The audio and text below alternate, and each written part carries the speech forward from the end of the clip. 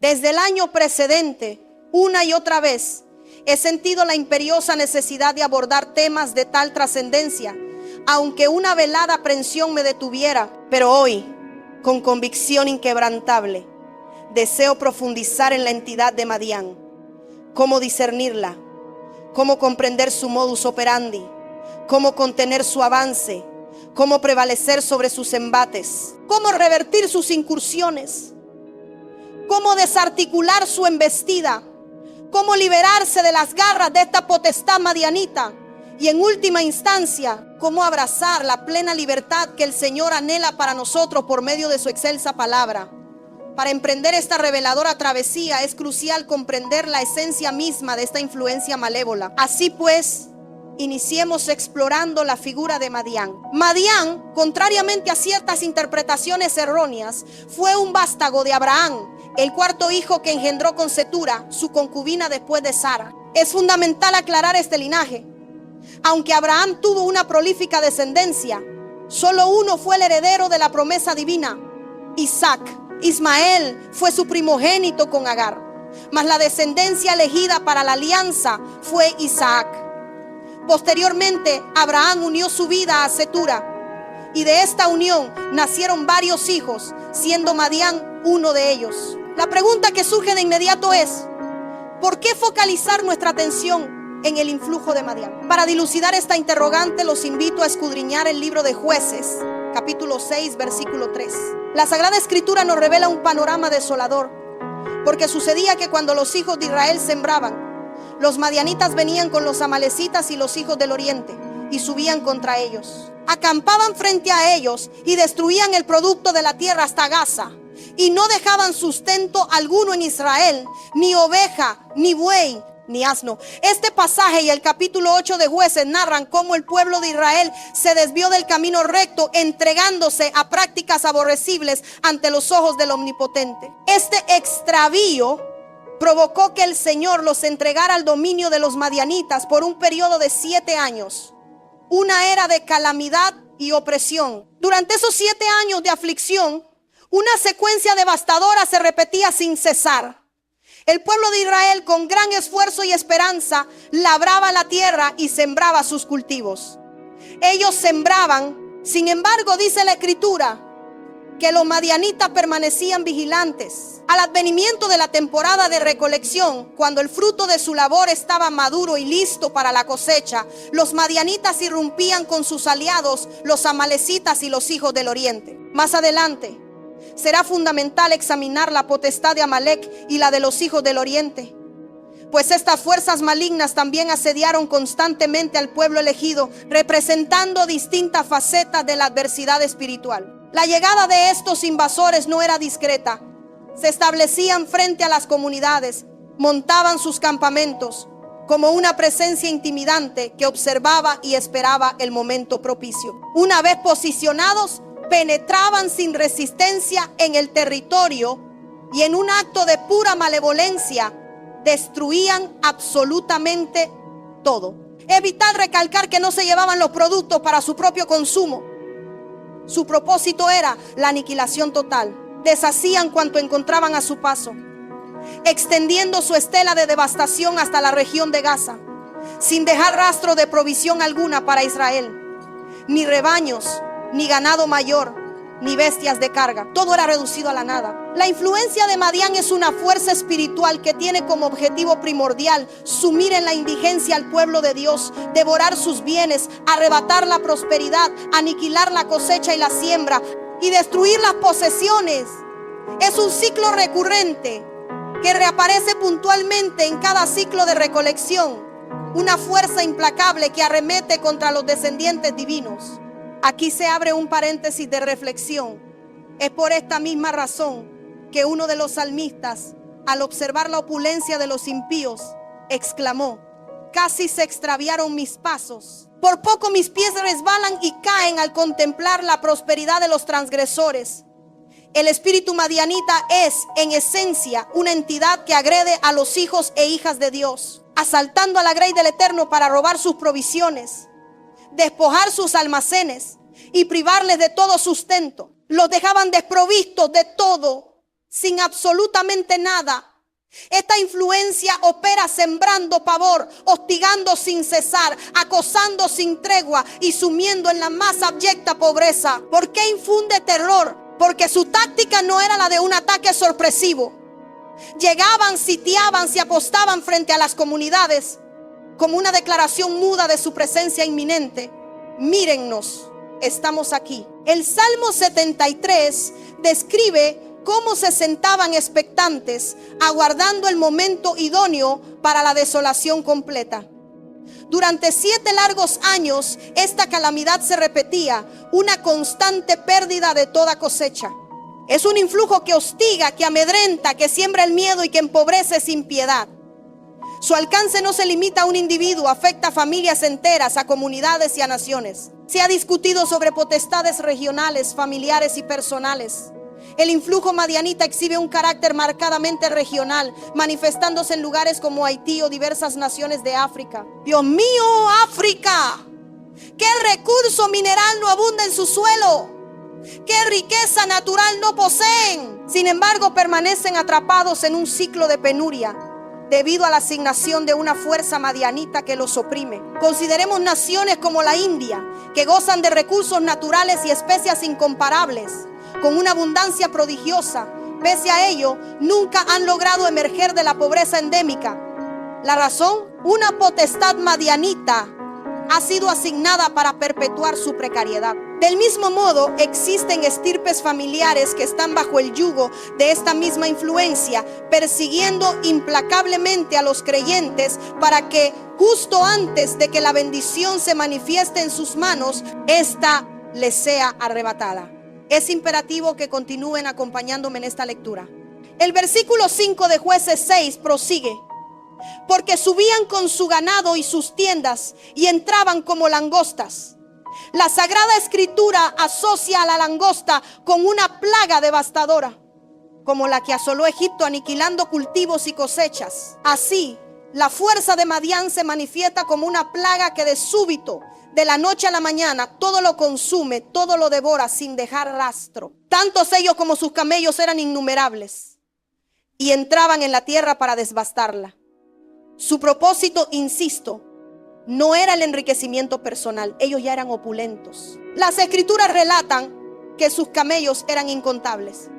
Imaginen, por cada madianita 10 camellos cargados de riquezas. Poseían recursos ilimitados y sin embargo su objetivo era sumir en la pobreza. La influencia madianita busca empobrecer a Israel, al pueblo de Dios. Usted podría objetar: yo no soy Israel, mas usted es parte del Israel espiritual de Dios. Usted es una figura del antiguo pacto. Esta influencia madianita venía a empobrecer, a atacar, a desolar. 2 términos en particular cautivan mi atención: empobrecer y devastar. Al indagar en la raíz original de devastar, hallamos una similitud con la descripción de la tierra en Génesis, donde se dice que estaba desordenada y vacía.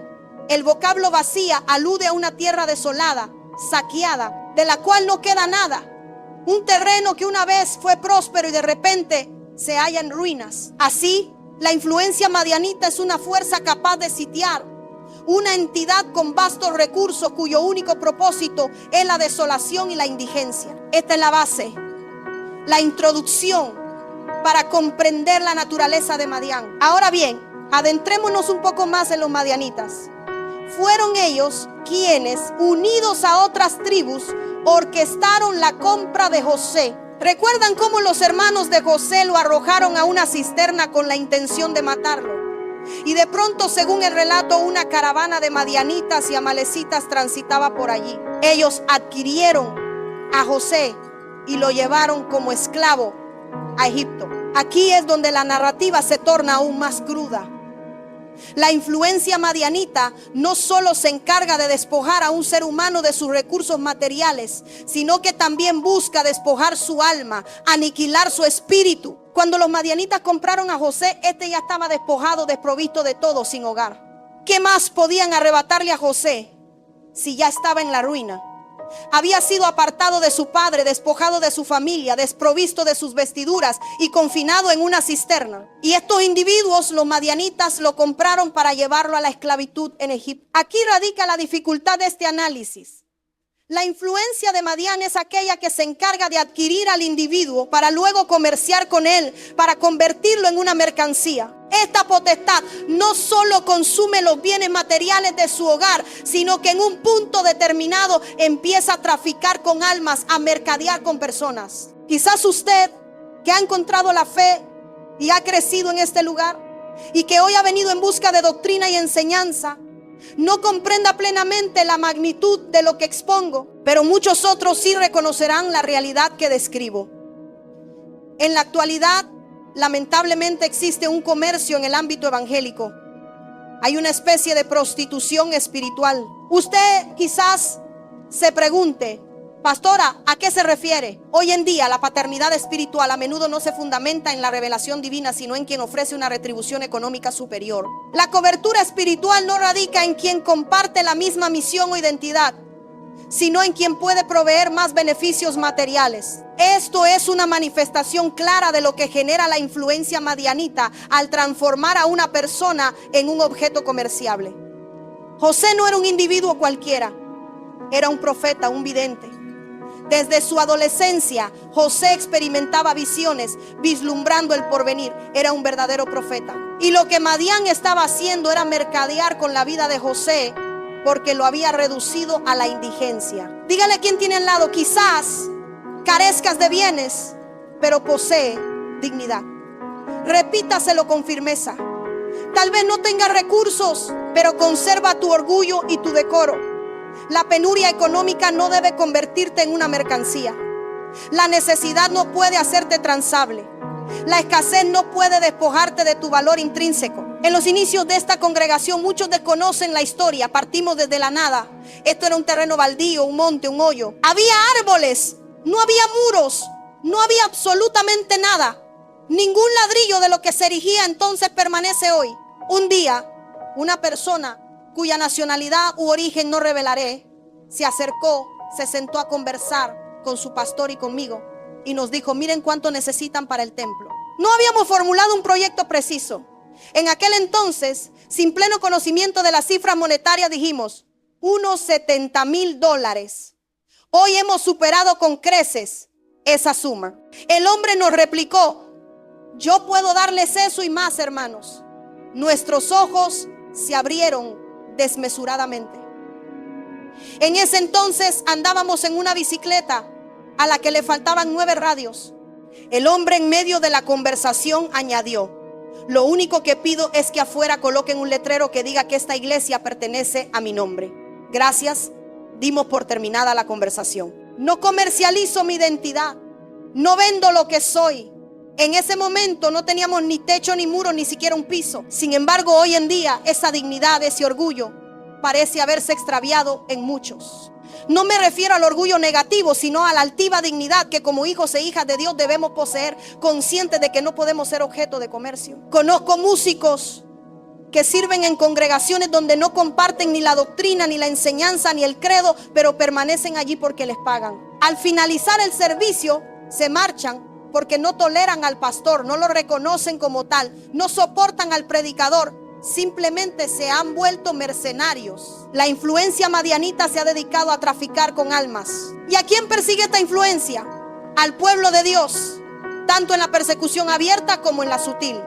Permítame compartir una experiencia sin mencionar nombres. Fui invitada a predicar como evangelista en una iglesia y en una cena la persona que nos extendió la invitación nos relató lo siguiente: fui a invitar al evangelista tal, al pastor cual, para que nos ministrara.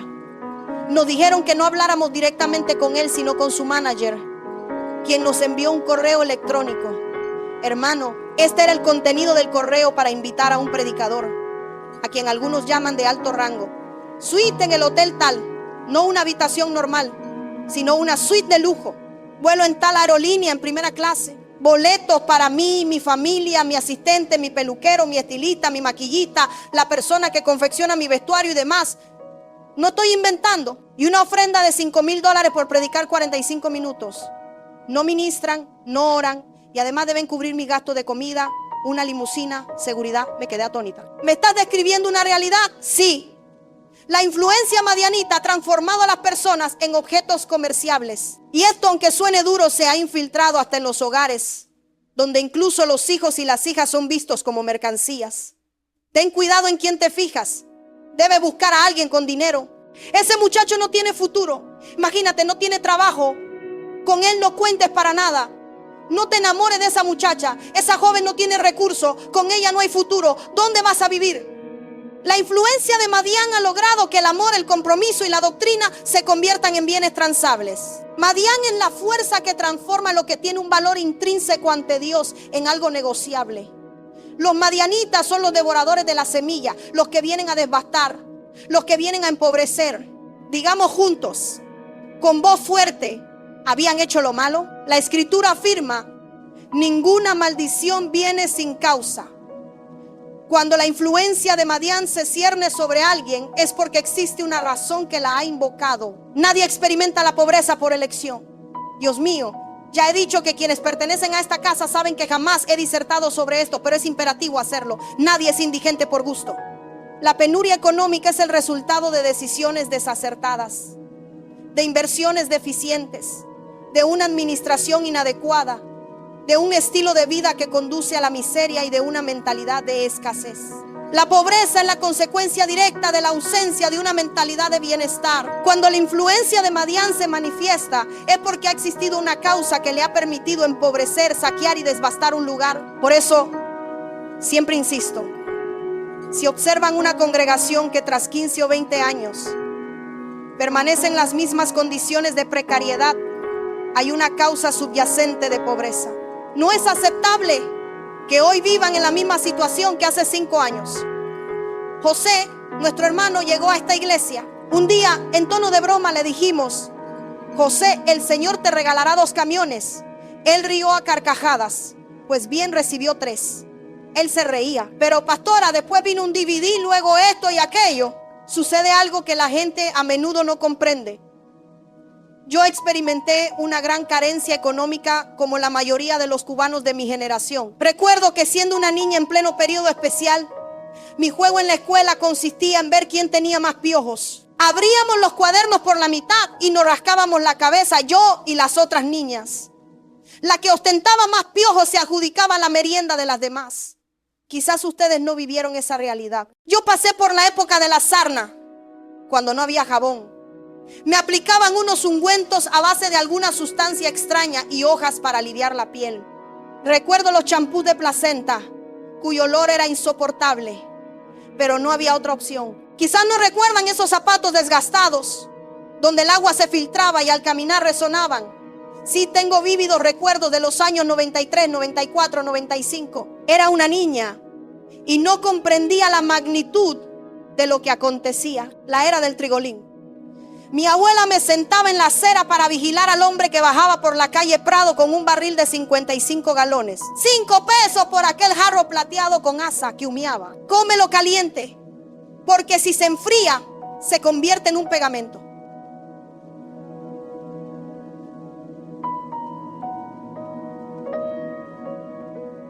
Dígale a la persona a su lado: todos hemos conocido la pobreza, todos la hemos experimentado, pero su existencia entera no puede transcurrir en la indigencia, porque si así es, algo está fundamentalmente mal. Los hijos de Dios incurrieron en la maldad y el Eterno permitió que los madianitas los afligieran durante 7 años. Padre, aunque suene áspero, ya se lo he dicho a muchos en pasillos y oficinas, la pobreza es una potestad espiritual que se asienta en la mente.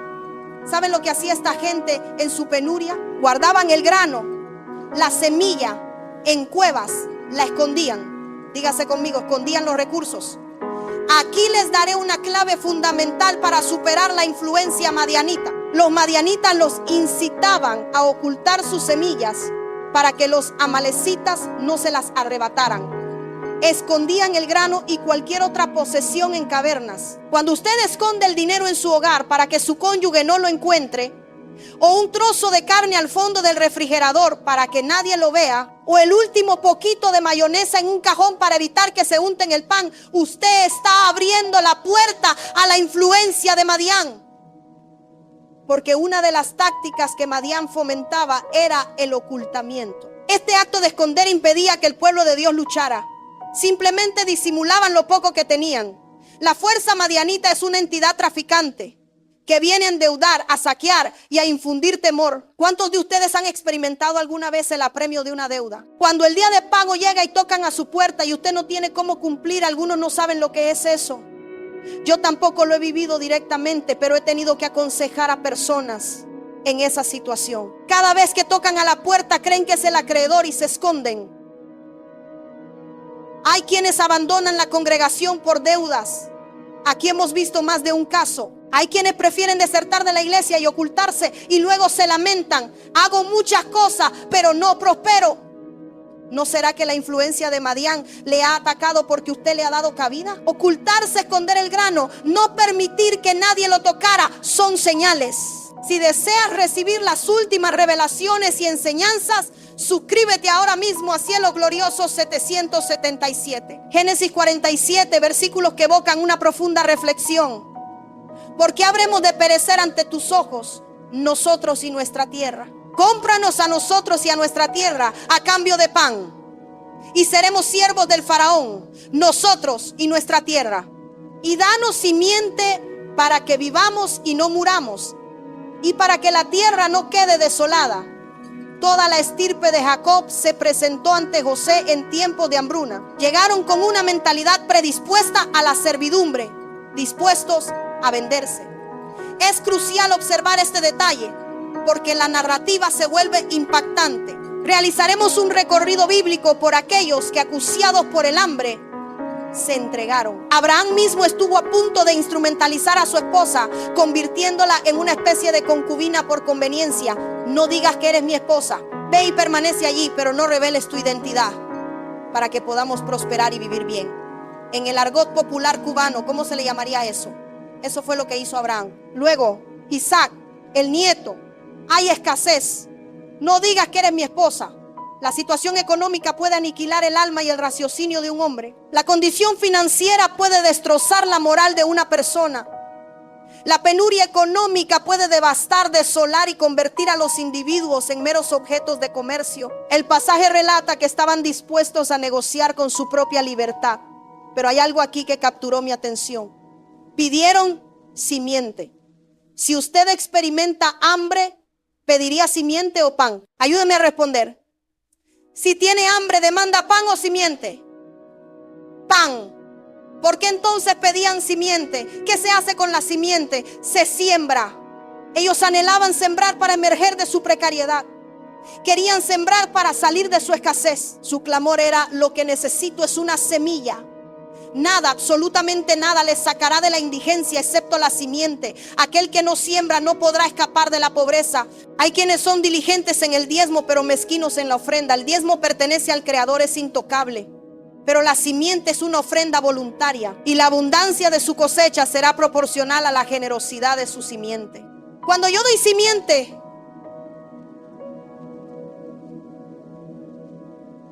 tres bendiciones se manifiestan. Primero, simiente para que vivamos. La simiente provee sustento. Segundo, simiente para que no muramos. La simiente engendra vida. Tercero, para que la tierra no quede desolada. Cuando se siembra, la tierra se llena de vitalidad. Hay un hecho que quizás desconocen.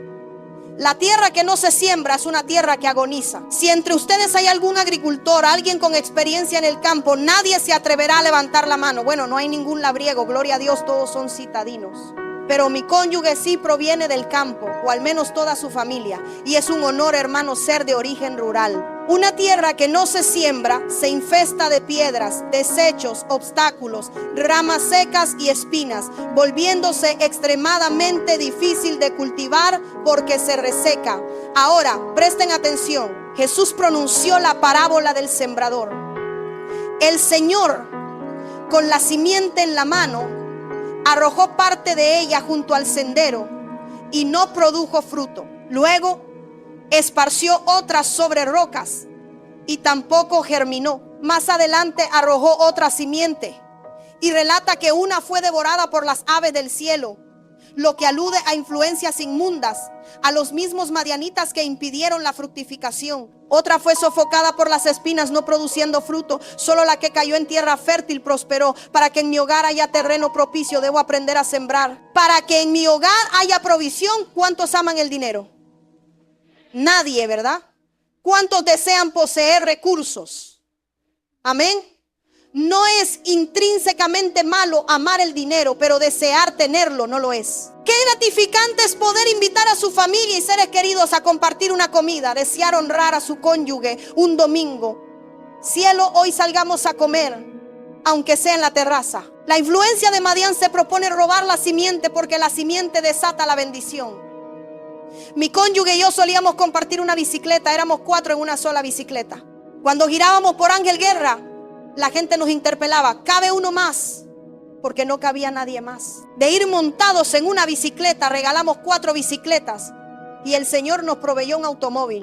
Mi esposo obsequió su motocicleta, no una motocicleta cualquiera, sino una en la que había invertido no solo dinero, sino también tiempo y esfuerzo. Simplemente entregó la llave y dijo: tómala, es tuya. La regaló sin remordimiento, y de repente, hermano, el Creador comenzó a bendecirnos de manera asombrosa. Hacíamos cálculos y decíamos: viviremos con esto, todo lo demás es para el eterno. Nunca, jamás retuvimos el 10% para nosotros. Esa es una decisión personal nuestra. No les estoy exhortando a hacer lo mismo. Eso fue lo que el Todopoderoso obró en nosotros. Comenzamos a bendecir a otros de una manera que ustedes no pueden imaginar. No voy a detallar la cantidad de computadoras que hemos obsequiado, ni cuántas. Recuerdo que un día, estando en casa, le dije a mi suegra: en un momento llegará un camión. Cuando pite afuera, avísame. Vamos a donar el colchón. Mañana iremos a comprar otro. Porque habíamos ido a ministrar en un lugar y los pastores no tenían colchón. Dormían, hermano, en una especie de camastro donde se acurrucaban estrechamente, porque al acostarse el hundimiento en el centro los unía. Y cuando vimos la cama, hermano, no tenían ni siquiera para pagar el flete del camión para recoger el colchón en nuestra casa. Entonces les dijimos: busquen el colchón, que nosotros cubriremos el costo del flete y el colchón. Donamos un colchón y nos quedamos sin el nuestro. 2 o 3 días después ya habíamos adquirido uno nuevo. Regalábamos cunas, regalamos. No les estoy contando esto para vanagloriarme. Simplemente aprendimos que la simiente era la vía más efectiva para salir de la indigencia en la que nos encontrábamos. Hoy muchas personas critican el estilo de vida de los líderes espirituales. Es que viven cómodamente. Sí, pero desconocen cuánta simiente hemos sembrado. Sí, pero hoy disfrutan de comodidades. Sí, pero ignoran que hasta hace pocos años dormíamos 5 personas en una habitación anexa con la suegra. Hoy la suegra se ha integrado a nuestro hogar. La simiente expulsa la influencia madianita del hogar. La simiente desaloja a Madián de su existencia. La simiente anula la muerte espiritual. Por eso cuando llega la primicia, algunos se inquietan. No. Den con alegría, den en abundancia, porque están ofreciendo al altar de Dios la primicia, la simiente. Están declarando: lo primero te pertenece. La influencia de Madián es una fuerza devoradora que impide la multiplicación. Usted hace sus cálculos para subsistir el mes y llega el día 28 y sus recursos se han agotado. ¿Por qué no me alcanzó? ¿Qué estará devorando mis finanzas? Si mis cuentas cuadraban, ¿en qué se está yendo el dinero? Pregúntese si una influencia madianita está asediando su vida y su hogar. Para desarticular la influencia madianita es fundamental sembrar. En segundo lugar, para desarticular la influencia madianita es imperativo transformar la mentalidad. Se puede experimentar escasez, pero no se puede pensar como un indigente. La pobreza y la humildad son 2 conceptos distintos.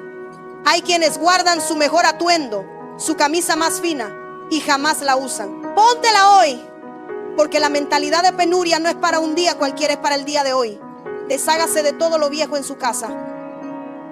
¿Desea identificar a alguien con mentalidad de pobreza? Revise su hogar. Estará atestado de desechos, chatarra y objetos inservibles. No se despojan de nada. La mentalidad que acarrea la influencia madianita se manifiesta en la renuencia a limpiar la casa. Donde quiera que se mire hay desperdicios. Todo lo antiguo, todo lo inútil. Pasan por la calle, ven algo y lo recogen, algo viejo y lo atesoran. No me sirve, pero tengo esa mesa la arreglaré. Si nunca ha reparado la suya, arreglará la que encontró. La mentalidad de miseria se hace evidente cuando la gente comienza a calcular las finanzas en la dimensión divina. Las matemáticas de Dios nunca se ajustarán a sus cálculos. Si les contara las experiencias y los milagros que hemos presenciado, no lo creerían. Pero hemos sido de aquellos que han aprendido a confiar en el Creador, que han aprendido a entregar al Todopoderoso. Dígale a quien tiene al lado: tu problema no radica en tu bolsillo, reside en tu mente. Repítaselo. Tu problema no está en tu bolsillo, sino en tu forma de pensar, porque a su bolsillo llega dinero.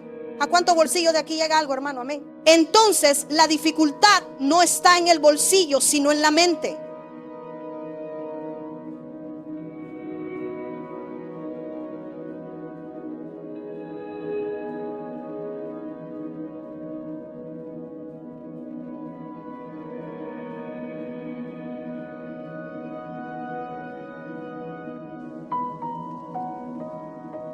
Jueces 6:1 establece: mas los hijos de Israel hicieron lo malo ante los ojos del Señor, y el Señor los entregó en las manos de Madián por 7 años. Malaquías afirma: he aquí, probadme ahora en esto, y yo reprenderé por vosotros al devorador. Usted no puede reprender al devorador, lo reprende Dios. Y la única manera en que el Eterno refrena al devorador de las finanzas es cuando le entregamos lo que le corresponde. La única forma de que la influencia de Madián nos suelte es a través de Dios, porque es Él quien nos puede liberar. Si le entregamos todo y aún así venimos con cálculos, si le entregamos todo y nos ponemos a contabilizar cuántas ofrendas le estamos dando, si le entregamos todo y nos cuesta honrarle, Madián, extiende tus manos, aquí está la familia tal, tómalos por 7 años, 10 años, 15 años. No olvides que la abundancia divina te espera. Suscríbete hoy mismo a Cielos Gloriosos 777. Hermanos, sé que esto puede sonar duro, pero en una ocasión, hace mucho tiempo, mi cónyuge y yo, como matrimonio, comenzamos a invertir en una persona cuyo nombre no es relevante. Invertíamos constantemente y un día le pregunté al Señor: no puede ser que a estas personas les demos una bolsa de ropa y sigan vistiéndose igual. No puede ser que les demos calzado y sigan con el mismo par. No puede ser que los bendigamos y sigan con la misma situación. Y el Todopoderoso nos habló diciéndonos: es que hay personas que no son tierra fértil, y el que está bajo el dominio de un devorador, aún su simiente será consumida. No sé por qué hoy reina tanto silencio, pero Proverbios dice: y vendrá como vagabundo tu pobreza y tu necesidad como un hombre armado. La pobreza se aproxima sigilosamente como un vagabundo, poco a poco, lentamente. Su necesidad es como un hombre armado que irrumpe con fuerza. Y la Sagrada Escritura dice que la única forma de despojar a un hombre fuerte de sus bienes es: ayúdenme a predicar. ¿Cuál es la única manera? Atándolo, limitándolo. La pobreza se limita. Primera causa: si usted experimenta premios económicos, no se endeude, porque quien vive endeudado nada posee. Quien contrae deudas nada tiene verdaderamente. Cúbrase hasta donde le alcance la manta. Si la manta no le cubre, no se tape. Si no puede adquirir un par de zapatos de $20, cómprese uno de 10 y ore a Dios para que le crezcan en sus pies, como le sucedió a Israel. Cuando contraje nupcias, mis pertenencias cabían en un pequeño bolso y en un cajón.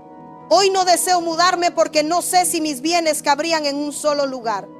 El Creador me ha bendecido abundantemente. Pero yo poseía un par de zapatos a los que les aplicaba un rotulador permanente, humedeciendo la punta para repasar los costados que habían perdido el color, para que parecieran negros. No podía ponerle suelas nuevas porque ya no había dónde sujetarlas, y tenía que caminar con los pies hacia afuera porque los zapatos se torcían hacia adentro. Entonces había que andar así. Tenía un vestido que usaba por la mañana, por la tarde y por la noche. Lo lavaba y me lo ponía de nuevo. Así comencé, criando cerdos, vendiendo dulces en la escuela, elaborando flores artesanales para vender a los artesanos de la zona. Pero siempre anhelé algo más. Siempre me decía: no puedo, quiero salir adelante. Era una niña y debía criar cerdos, y los criaba, porque la pobreza se apodera de las personas. La pobreza engendra un espíritu de conformismo y una mentalidad de pasividad. El indigente se vuelve ingrato. Dios mío, perdónenme si esto suena tan severo. La penuria es como el vagabundo. Usted le da dinero a un mendigo y no le da las gracias. Solo asiente con la cabeza porque cree que merece lo que usted le está dando, cuando en realidad le está entregando una limosna. Entonces la mentalidad de escasez vuelve a la gente ingrata, y la ingratitud aniquila la simiente. Porque a quien usted le da y no agradece, no le volverá a dar. El agradecido comienza a vivir en abundancia porque aprende a contentarse, como decía el apóstol Pablo. He aprendido a vivir con lo poco y con lo mucho. He aprendido a vivir en la abundancia y he aprendido a vivir en la escasez. En otras palabras, aprendí a conformarme cuando tenía y a conformarme cuando nada poseía. Aquel que no agradece por un hongo, no agradecerá por un pollo. Quien no da gracias por una sandalia, no dará gracias por un par de zapatos. ¿Recuerdan cuando vino el puertorriqueño que nos llevó a La Habana a una super mega tienda donde campesinos guajiros jamás habíamos sabido cómo movernos? Y el hombre, cuyo nombre no recuerdo, ¿te acuerdas? Alfredo, creo, o Ignacio. Vamos, que lo voy a llevar de compra, hermano. Y nos introdujo en una tienda y me dijo: pastora, quiero regalarle un par de zapatos y un traje. Ah, está bien, vamos. Y hermano, cuando yo veía los precios de los zapatos, 60, 70, 80, 90, $110, mi corazón casi se me salía del pecho.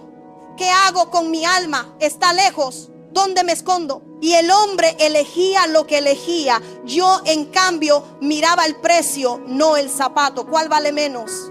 ¿Cuál cuesta menos? Y el hombre me mostraba el más caro. ¿Le gusta este de 130? Yo me arrancaba: no me gusta, no me gustaba el precio, no el zapato. Hermano, los más económicos, jamás lo olvidaré, valían $69,95. Y en mi mente calculaba, con $69,95 como 2 meses. Con $69,95 compro una cama. Con $69,95 un teléfono móvil. Hermano, perdónenme, quizás ustedes nunca pasaron por eso. ¿Por qué me regalaron esto si con ese dinero yo podía hacer esto otro? Y yo haciéndole cálculos a los zapatos. Atención, guerreros de la fe. ¿Estás cansado de la escasez? De ver tus sueños devorados justo antes de la cosecha. ¿Sientes que una fuerza invisible te impide prosperar, consumiendo lo que con tanto esfuerzo has sembrado? Hoy hemos desvelado la verdad sobre la influencia de Madián, esa potestad ancestral que ha mantenido a multitudes en la precariedad y ha transformado incluso el evangelio en un mero comercio. Hemos comprendido cómo esta fuerza opera, cómo manipula mentes, cómo disfraza la bendición y cómo nos tienta a la ingratitud y al conformismo. No más. Ha llegado el momento de arrancar de raíz esta mentalidad de miseria y de activar la ley divina de la multiplicación. La solución no está en el bolsillo, está en tu forma de pensar y en tu decisión de sembrar y de agradecer. Si este mensaje ha impactado tu vida y anhelas una transformación radical, si deseas romper los ciclos de pobreza y abrazar la abundancia que Dios tiene reservada para ti, no te quedes atrás. Únete a nuestra comunidad. Activa las notificaciones y nunca te pierdas las profundas revelaciones que cambiarán tu destino. Suscríbete ahora mismo a Cielo Glorioso 777 para que seas parte de esta ola de bendición y prosperidad imparable. Te esperamos.